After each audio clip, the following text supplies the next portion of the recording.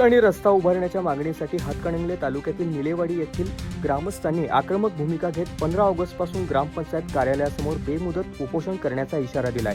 हातकणंगले तालुक्यातील निलेवाडी गावाला दरवर्षी महापुराचा फटका बसून गावाशी संपर्क तुटतो. याबाबत जिल्हाधिकारी, प्रांताधिकारी, तहसीलदार आणि पोलीस प्रशासनाला निवेदने देऊनही प्रश्न सुटला नसल्याने आता स्वातंत्र्यदिनी बेमुदत उपोषण करण्याचा निर्धार ग्रामस्थांनी केलाय. आम्ही निलेवाडीचे ग्रामस्थ 15 ऑगस्ट पासून 15 ऑगस्ट 2026 पासून बेमुदत उपोषणाला बसणार आहे.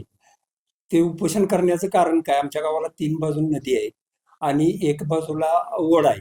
पूर आला की आम्हाला बाहेर पडायचा मार्ग पूर्ण बंद होतो.